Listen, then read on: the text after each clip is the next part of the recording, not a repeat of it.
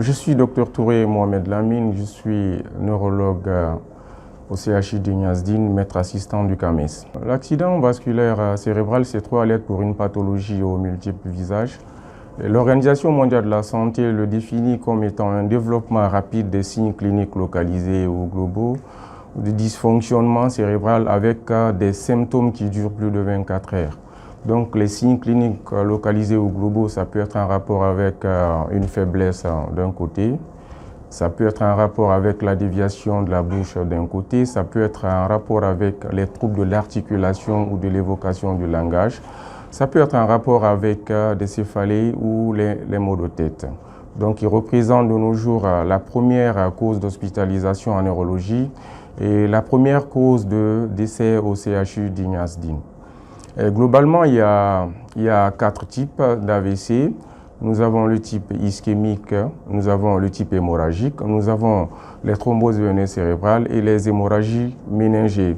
Donc les 2 types d'AVC les plus fréquents de nos jours sont les AVC ischémiques. L'AVC ischémique, c'est quand les tuyaux sont bouchés dans le cerveau. Donc c'est le plus fréquent d'ailleurs, il représente 80 à 85%. Et le type hémorragique, c'est quand on a une rupture d'un vaisseau au niveau du cerveau, donc qui représente quasiment 15 à 10% des AVC. L'accident ischémique transitoire, c'est un signal d'alarme, c'est un signal d'alarme des AVC constitués. Donc lui, il peut se définir comme étant l'installation brutale d'un déficit moteur qui va être réversible en moins d'1 heure. Le malade va présenter une faiblesse d'un côté et dans moins d'1 heure, les signes vont régresser et à cela, on va réaliser une imagerie par résonance magnétique qui va nous revenir normale. Les facteurs de risque les plus prédominants en Guinée et comme un peu partout ailleurs, c'est l'hypertension artérielle. C'est le diabète, c'est l'hypercholestérolémie que nous appelons la dyslipidémie.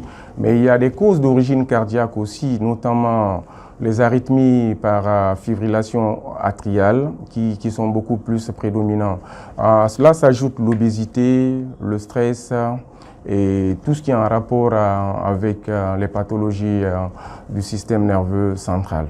On a un problème de prise en charge des AVC généralement, mais je vais commencer par les signes cliniques. Donc les signes cliniques qu'il faut rechercher ou qu'il faut reconnaître en cas d'AVC, en cas de suspicion d'AVC, c'est une faiblesse d'un côté, je vous l'ai dit, une faiblesse d'un côté peut être recherchée, une déviation de la bouche d'un côté peut être recherchée, les troubles de la vision peuvent être recherchés, les troubles de l'articulation ou de l'évocation du langage peuvent être notamment recherchés, les céphalées, les flous visuels ou les bourdonnements d'oreilles. Donc ce sont les signes à rechercher en cas de suspicion d'AVC. Et donc la problématique de la prise en charge est un peu complexe parce que généralement la prise en charge de l'AVC se fait dans les 4h30 qui suivent ou dans les 6 heures. Et donc dans les 4h30 qui suivent, il y a un protocole thérapeutique, une prise en charge thérapeutique qu'on appelle la thrombolyse ou la thrombectomie. Là, cela consiste à recanaliser les tuyaux qui sont déjà bouchés. Il nous arrive à recevoir des malades qui viennent hors délai. Donc, pour ces malades-là, on fait ce qu'on appelle la prévention secondaire. C'est-à-dire, on donne les médicaments, les anti-agrégants plaquettaires ou les anticoagulants pour ne pas que l'AVC revienne, pour ne pas que l'AVC récidive.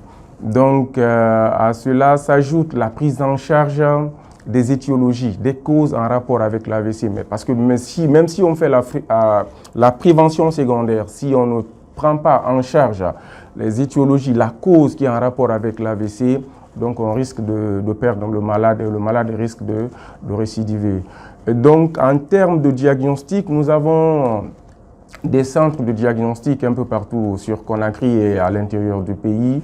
Nous avons des cliniques privées qui possèdent l'imagerie par résonance magnétique, et le scanner pour pouvoir diagnostiquer efficacement les AVC, les types d'AVC. Parce que c'est complexe de définir un type d'AVC si on n'a pas d'imagerie.